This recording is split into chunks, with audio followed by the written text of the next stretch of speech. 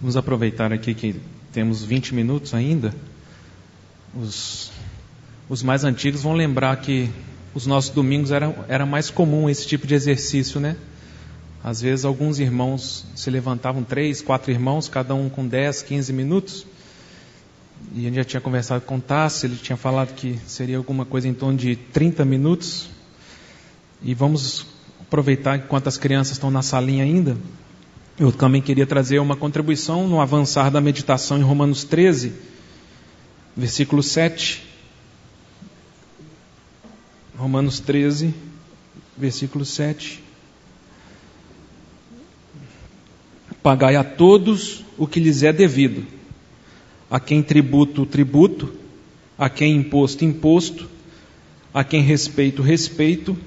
A quem honra, honra. Mas a ninguém fiqueis devendo coisa alguma, exceto o amor, com que vos ameis uns aos outros. Pois quem ama o próximo tem cumprido a lei. É muito interessante como o apóstolo Paulo ele faz a estruturação dessa reflexão aqui, dos versículos 7 e 8.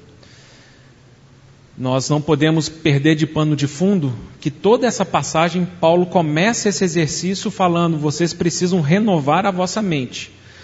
Para vocês serem transformados, algumas coisas precisam ser ressignificadas no entendimento de vocês. E uma das coisas que é chave para ressignificar nosso relacionamento uns com os outros, está aqui no versículo 8. Porque Paulo aqui ele começa a falar no capítulo 13 sobre o nosso relacionamento com as autoridades civis, e ele traz uma informação que é muito importante, e todos os gentios que creram no Senhor ao longo do mundo podem ler esse texto dentro da perspectiva e contexto onde eles estão inseridos. Essa é uma diferença muito importante, como a maioria da igreja cristã entende, que as leis civis de Israel ficaram para Israel. E as instruções bíblicas para a igreja gentílica está relacionada a essas instruções muito práticas para nós.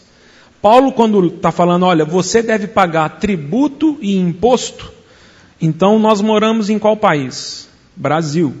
Nós devemos pagar imposto e tributo aonde? No Brasil. Ah não, mas a alíquota brasileira é muito alta. Não é isso que as escrituras estão dizendo. Se alguém está lendo isso lá na Nicarágua, lá na Angola, lá no Japão, eles precisam entender que o Senhor está trazendo uma instrução para a igreja de, olha, você não deve ficar em dívida com nada. Você deve pagar o imposto, o tributo que é devido. Nossa, mas no Brasil o imposto é muito alto. E eles usam esses recursos para corrupção. A Bíblia também não nos dá essa instrução. Nós, como povo de Deus, nós, como igreja do Senhor, damos um testemunho que fazemos isso por instrução de Deus a nós. Então, nós não fazemos isso olhando para o governo ou olhando para os homens. Nós fazemos isso para testemunhar acerca do nosso Deus e da santidade dele. Para não acontecer conosco, como Tarsis falou hoje de manhã, Atos 5. Nós aparentamos ser piedosos, mas nós retemos aquilo que não nos é direito. Então Paulo está dizendo aqui, imposto, tem que pagar imposto? Então paga o imposto. Tem que pagar tributo? Então paga o tributo. E olha que Paulo está falando isso aos romanos. A igreja em Roma tinha tributações muito pesadas. A igreja não, o cidadão romano tinha tributações muito pesadas, porque eles tinham que sustentar o luxo, as glórias e o exército do Império Romano. Alguns irmãos vão tentar fazer essa distinção de imposto e tributo. Para nós no Brasil é muito fácil entender isso, né? Porque nós temos várias formas de cobrança. Então o imposto ali é a mesma expressão que aparece em Mateus 17, quando o Senhor Jesus fala assim, são os pais que cobram impostos e tributos dos seus filhos ou são os reis?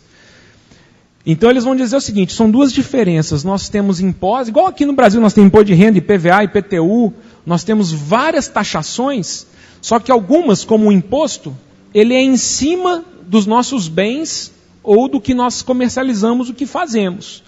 Então pode ser um pedágio, eu tenho um carro, eu pago imposto sobre o carro, eu tenho um imóvel, eu pago imposto sobre o imóvel. O tributo na época ele era uma coisa mais sutil. E é por isso que os fariseus e os saduceus tentaram provar o Senhor Jesus, falando assim, o Senhor paga tributo a César? Porque a tributação é igual ao seguro obrigatório de carro nosso. Então, cada um de nós tem um carro aqui, e nós pagamos um imposto referente e proporcional ao valor dele, não é assim? Então, quem tem um carro de 100 mil, paga muito mais que tem um carro de 20 mil. O seguro obrigatório é como se fosse um tributo. O seguro obrigatório, todos nós pagamos a mesma taxa. Tendo um carro 60, tendo um carro 0. O tributo era dado ao imperador e a Roma. E quando eles questionam o Senhor Jesus sobre o tributo, é porque é como se fosse assim, se você paga tributo a César, significa que você está se submetendo ao governo de Roma. Você não está se submetendo ao governo de Deus? Nós não somos judeus? E parecia ser uma pegadinha para o Senhor. Você vai pagar tributo a Roma? Então você está querendo dizer que você se submete a eles. Por isso que o Senhor dá aquela resposta, mas na moeda aí está a cara de quem? Está a cara de César. Então dai a César o que é de César e dai a Deus o que é de Deus. Os dois reinos, eles não trombam entre si. E a instrução bíblica para mim e para você é, existe tributação que nós temos que pagar? Não fique devendo, pague o tributo. Tem imposto que você tem que pagar? Não fique devendo, pague o imposto. E Paulo continua aqui o texto dizendo duas expressões muito interessantes. Ele vai dizer respeito a quem merece respeito, e essa palavra ali no grego é fobia, que nós conhecemos bem, né? É medo, é pavor, né? Algumas expressões usam essa palavra de uma forma até muito extremada, né? Claustrofobia, quem tem pavor de ficar num lugar fechado. Fotofobia, pavor de luz, né? E tantas, aracnofobia, pavor de aranha e tantas outras coisas.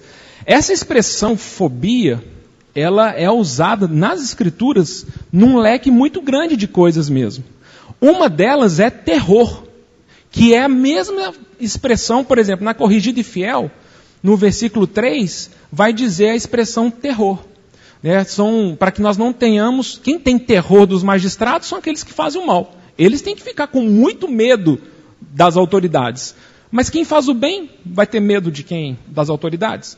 Mas essa expressão, eu acho que esse respeito ele é muito significativo. A expressão respeito aqui na revista atualizada, ela é muito significativa. Porque, e aí é uma coisa que eu li há muitos anos atrás e me ajudou a entender essa expressão no português, é que essa palavra no português respeito, a origem dela é olhar para trás. Olhar para trás. E isso faz muito sentido, até no nosso português, quando a gente escreve uma carta para alguém, ou escreve um e-mail de uma reunião que a gente teve, não é assim? Com respeito ao que combinamos, com respeito ao que falamos, o que significa isso? Olha, lembrando do que aconteceu, nós estamos estabelecendo isso. É interessante porque respeito é um exercício de olhar para trás, não de olhar para frente. E respeito é um serviço de olhar para a pessoa, independente do presente, é o olhar para trás e entender o que está por trás das situações. É por isso que parece ser muito óbvio que nós respeitamos nossos pais, independente da situação do presente. Mas quando nós olhamos para trás e percebemos todas as situações que eles foram usados por Deus para nos criar, para nos dar vida, para nos educar, para nos proteger, nós respeitamos as pessoas. Mas quando nós descemos nos níveis, em última instância, nós respeitamos uns aos outros, principalmente dentro da igreja, porque quando nós olhamos uns para os outros, nós deveríamos olhar o Senhor Jesus. Então eu olho para um irmão e com respeito ao que o Senhor Jesus fez por ele, eu sou bastante prudente. Porque o mesmo sangue santo que foi derramado na cruz para me salvar, também foi derramado por ele. O mesmo amor que foi invadido na minha vida, também foi invadido por ele. E as mesmas misericórdias do Senhor que se renovam a cada manhã para mim, também se renovam para ele. Então, quando nós respeitamos uns aos outros, e aí, irmãos, é uma renovação de mente. Porque isso não é uma decoreba. Né? Essa letra linda que ouvimos aqui, não é como que você e eu podemos ser imitadores de Cristo. É impossível. Na força humana? No velho homem? Na natureza caída? No homem do pecado? É impossível. Nós vamos, não, então tá, eu vou imitar Cristo. Como nós imitamos a Cristo? Anulando a nossa vontade e permitindo que a própria vida de Cristo que habita no Espírito Santo em nós viva. Só assim. E aí, quando o Senhor Jesus nos governa, quando o Senhor Jesus é o cabeça, quando Ele é o mestre, aí é impossível você fazer coisas diferentes do que Cristo faria. E isso para nós, como o Tarsis disse, é uma checagem impressionante. Impressionante, que nós deveríamos ficar bastante aterrorizados. Porque a nossa vida, olha para trás para a sua vida e veja se as coisas que você faz, fala e pratica são a vida de Cristo sendo manifesta em você ou não. É simples assim. As expressões e as sentenças bíblicas são muito agudas. Quem ama o mundo, o amor do Pai não está nele. Simples assim. Se você não obedece os mandamentos do Senhor Jesus, você não ama o Senhor Jesus. João 14, 21. Simples assim. Aquele que tem os meus mandamentos e os guarda, esse é o que me ama.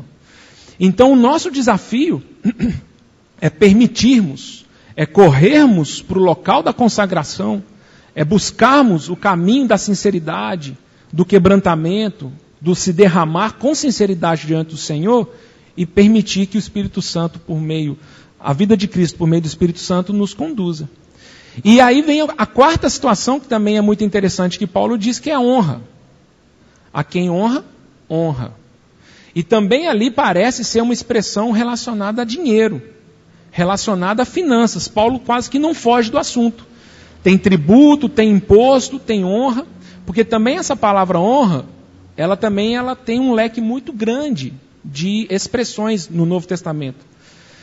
Só que muitas vezes no Novo Testamento essa palavra está relacionada a honrar alguém dando dinheiro para ela. E também no português nós podemos fazer isso, né? Você fala para alguém, você vai honrar seus compromissos? Quando você fala isso, você está dizendo o quê? Você vai pagar as coisas que você deve? Você vai honrar os seus compromissos? Quando, a gente falou isso recentemente, quando o Senhor Jesus, ele critica os fariseus por não honrarem seus pais, qual que é a crítica que o Senhor Jesus faz? Vocês ouviram na lei de Moisés, honra teu pai e tua mãe, mas vocês pegam o dinheiro e consagram a Deus e oferecem no templo, e deixam seus pais passando necessidade. Vocês acham que é isso que é honrar pai e mãe? Lembrem-se que nós estamos falando de uma cultura em que um idoso já não tinha, muitas vezes, condição financeira de ir para o campo, de trabalhar, de arar uma terra e de gerar sustento para si. Então, quando as Escrituras falam, honra teu pai e tua mãe, e a crítica do Senhor Jesus com os judeus era essa, é que assim, você fala que honra seu pai e sua mãe com sua boca e você deixa eles passando fome? Você fala que honra seu pai e sua mãe e você deixa ele passando necessidade? Que honra que é essa? É a mesma perspectiva de 1 Timóteo 5, naquelas duas situações. Honra as viúvas verdadeiramente viúvas. O que é honrar as viúvas? Paulo continua o texto. Sustenta essas pessoas. Dê mantimento. Ajude elas financeiramente. É a mesma expressão do versículo 17. Merecedores de dobrada honra são os presbíteros que presidem e se afadigam no ensino. O que é dobrada honra ali? Quando Paulo está dizendo. Então é assim, esse irmão aqui merece só uma honra, então eu vou tratar ele, vou dar um abraço nele. Esse que merece dobrada honra, eu vou dar um abraço e um beijo.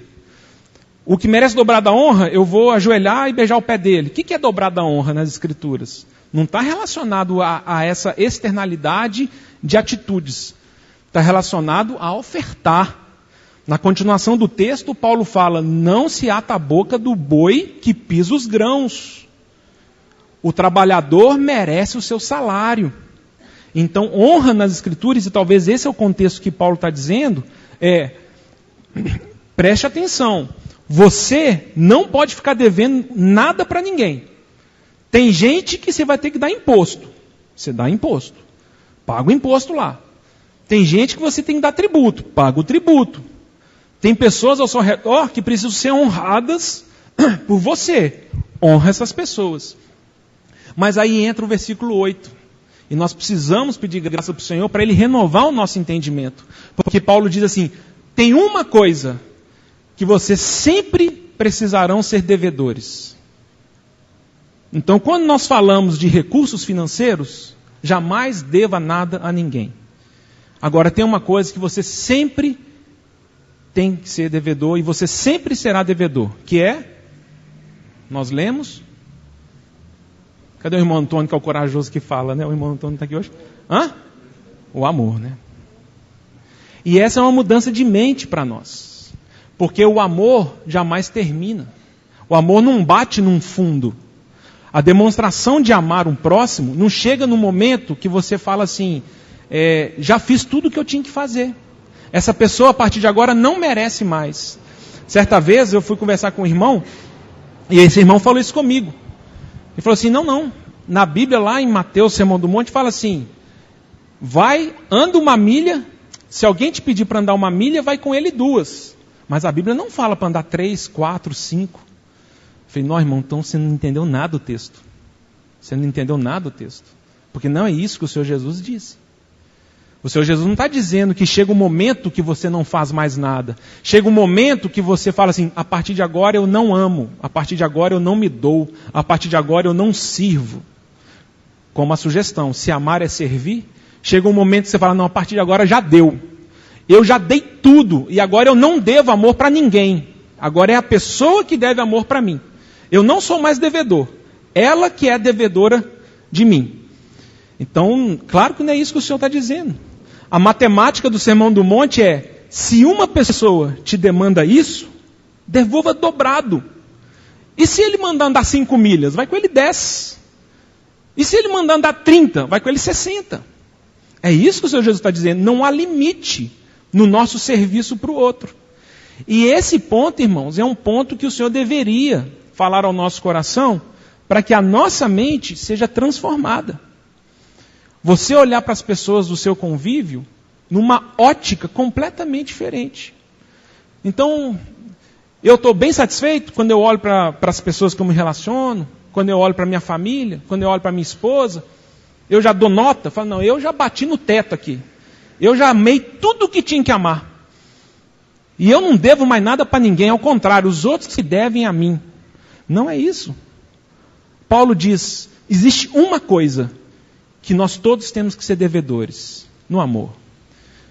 Ganha seu coração a compreensão de que, sendo o Senhor Jesus a nossa referência de procedimento, nenhum de nós poderá falar assim, já sou pleno de Cristo, já fiz tudo o que tinha que fazer, agora eu lavo as mãos e eu não me preocupo, não me importo com essa situação. Porque já que nós estamos falando aqui numa matemática financeira, eu já dei muito para essa pessoa e recebi pouquíssimo dela. Então não vale a pena investir mais. E o nosso coração recua, se esfria, magoa, machuca, e nós perdemos a essência da vida de Cristo, porque não é isso que o Senhor Jesus nos encoraja. O Senhor Jesus nos encoraja a qualquer um de nós, ao olhar para qualquer pessoa, reconhecer que nós podemos amar mais. Não há nenhuma pessoa na sua vida que você não possa falar, Senhor, eu posso amar mais essa pessoa. Eu sou devedor, eu devo, eu preciso melhorar. Então, é como a gente estava falando semana passada aqui, né, depois da reunião. É igual que aparecesse agora um profeta de Deus, entrasse aqui agora, né, e falasse, ô Pablo, ou para talvez qualquer irmão aqui, Deus mandou te avisar, você precisa ser um marido melhor. Qual homem aqui em sã consciência fala assim, eu não, isso aí. É claro que todos nós precisamos ser maridos melhores. É claro que a esposa precisa ser uma esposa melhor. Qual esposa aqui vai poder falar assim, eu não devo, a minha mente não precisa ser ressignificada, eu não tenho mais nada para dar para o meu marido. O que acontece com a gente é que a gente conclui que essa pessoa não merece mais nosso amor. E aí, esse amor ele começa a ser natural demais e pouco espiritual. Porque Coríntios 13, a definição de amor na Bíblia é, o amor jamais termina. O amor tudo sofre, tudo crê, tudo espera. Esse é o amor que vem de Deus, que é um milagre produzido dele em nós. Por isso que amor nas Escrituras é um fruto do Espírito. Ele não é um dom e ele não é uma coisa que cai do céu, é uma coisa que é produzida num coração que persevera, num coração que entende.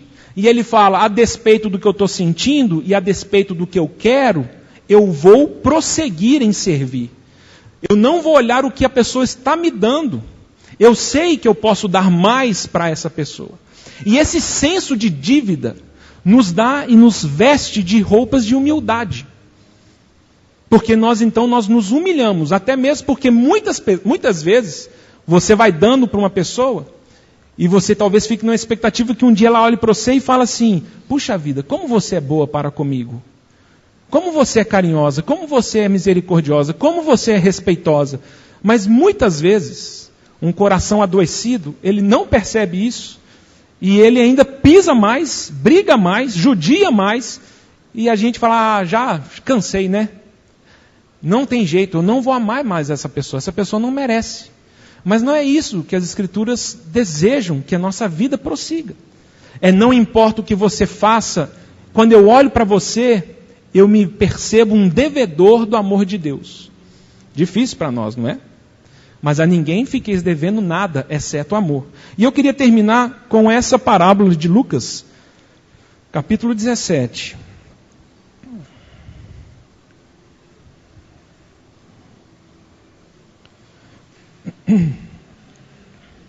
Lucas 17, versículo 9.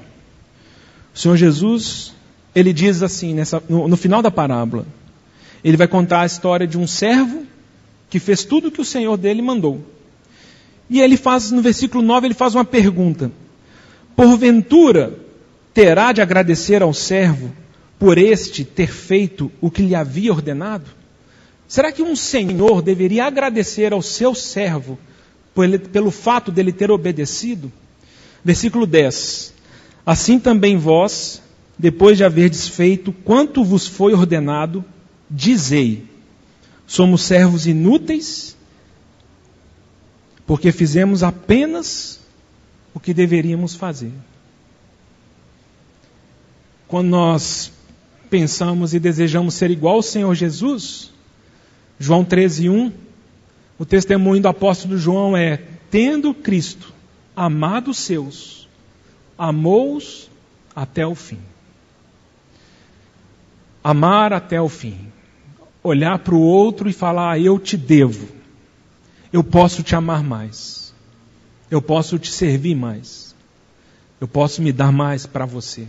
Não há nada que você faça que vai mudar isso no meu entendimento. E já aconteceu com vocês? Já viu quando a gente está devendo para alguém alguma coisa? Ainda mais quando começa a ser valores mais altos, né? Nós ficamos numa sem graceza, né?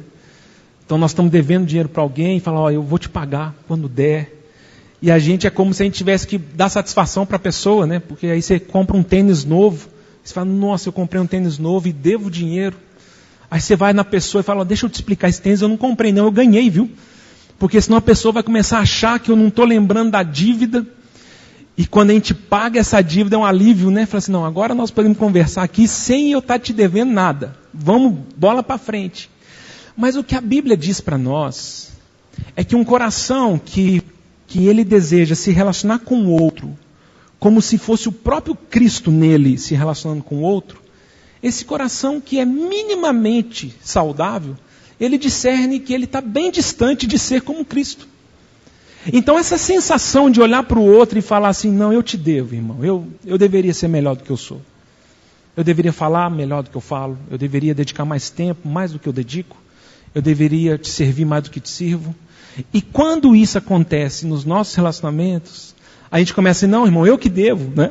Não é assim? Não, irmão, você me deve, não, eu que te devo. E a gente inverte a lógica do mundo, porque a lógica do mundo é, você me deve, você é pior do que eu fiz isso por você, é assim que você me paga, você é assim, você não serve para nada, você é imprestável, você é inútil, louvado seja eu por causa de mim mesmo, amém. Essa é a lógica do mundo. A lógica da igreja é, não importa o que eu faça por você, eu poderia fazer mais. Eu poderia te amar mais. eu poderia te respeitar mais. E quando isso invade o nosso casamento ele é profundamente abençoado.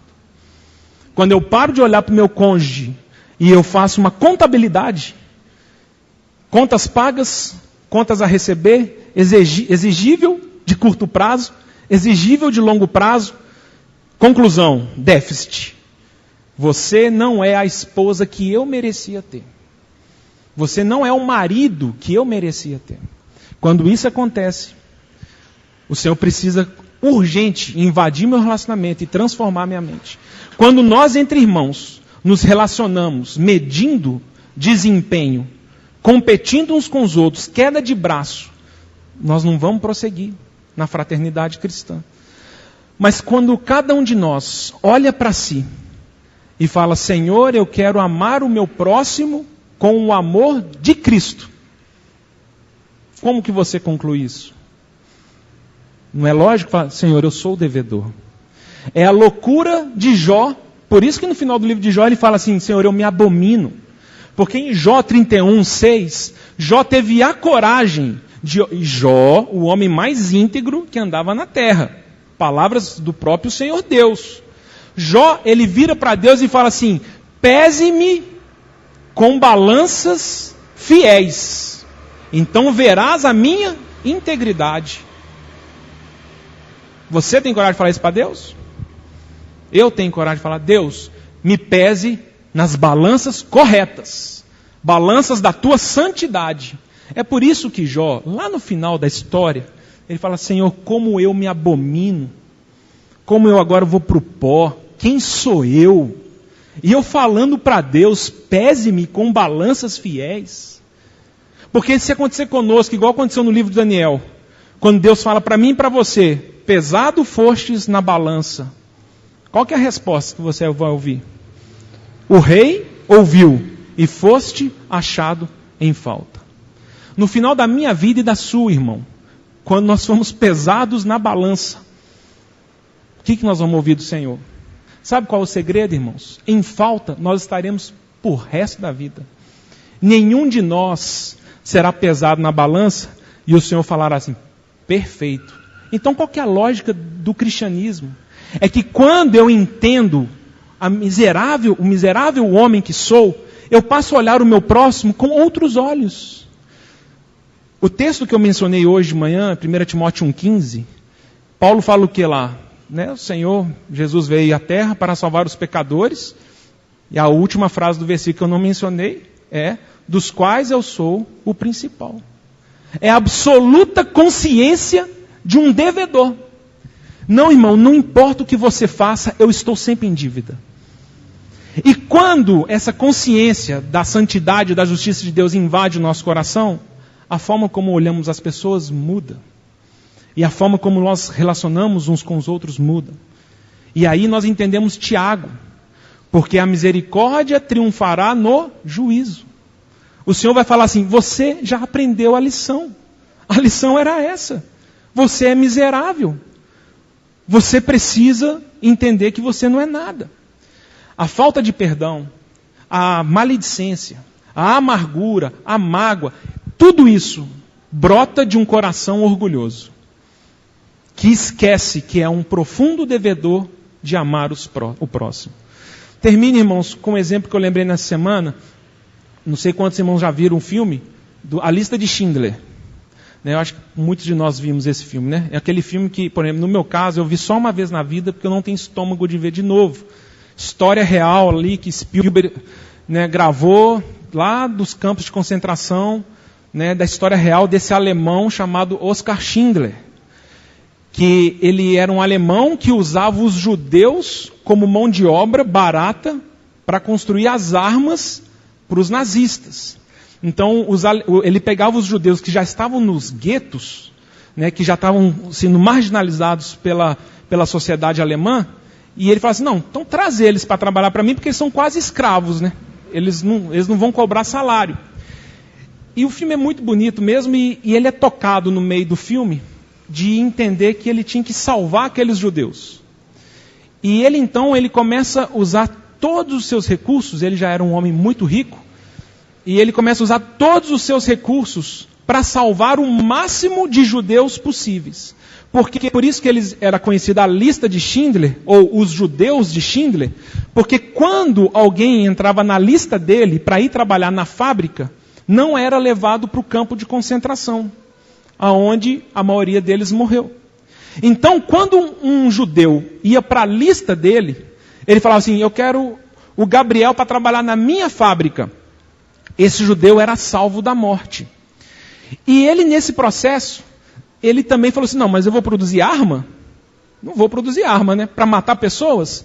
Então ele trazia e ele ainda falava para o nazista, assim, não, eu preciso muito do Gabriel, porque ele é um perito. Mentira, não sabia fazer nada.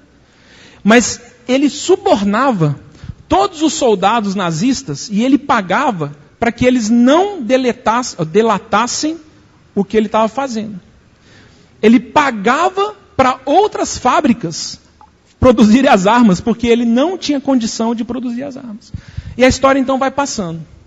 Depois você vê no final lá, que esse finalzinho eu tive que rever para relembrar. Está lá no YouTube, se você pegar lá, final da lista de Schindler, você vê isso.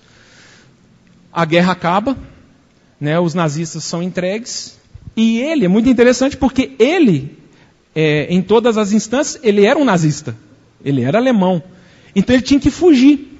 Porque estava vindo o exército vermelho russo, e se pegasse ele, falou, você é nazista, você... E ele então, numa noite, ele pega a sua família e vai embora, vai querer ir embora.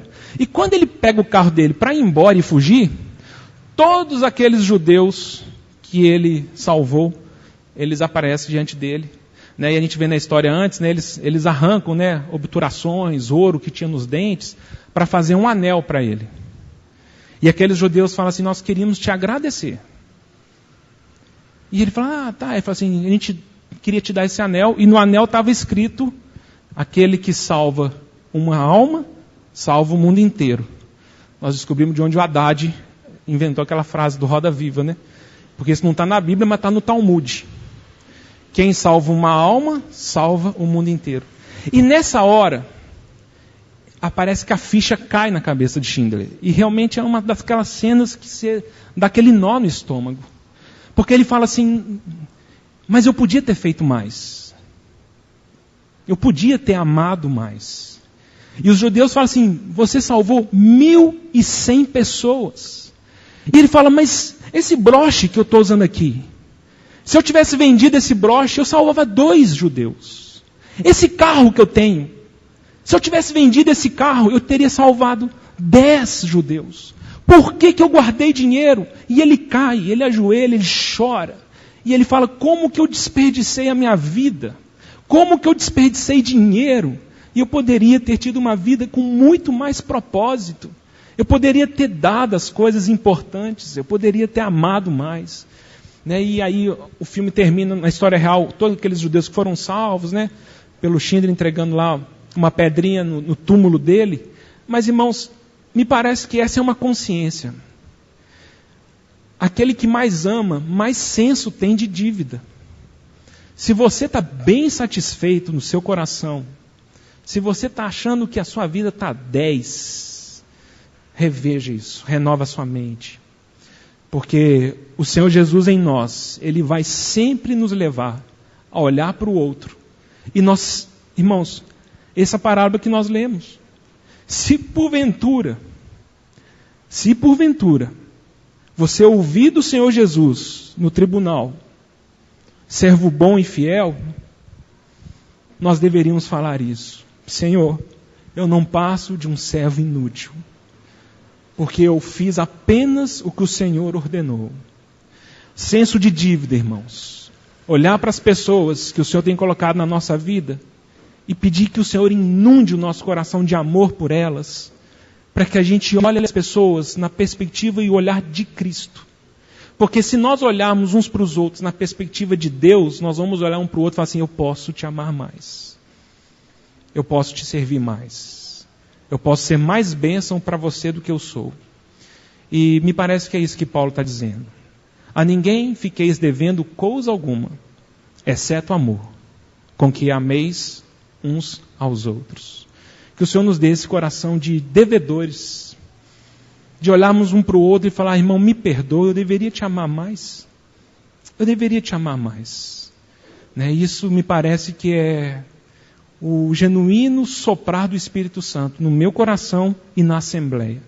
Uma Assembleia que todos nós levantaríamos a mão falando, somos devedores, porque o Senhor tem nos chamado a amar mais. E eu tenho retido algumas coisas que não cabe a mim reter.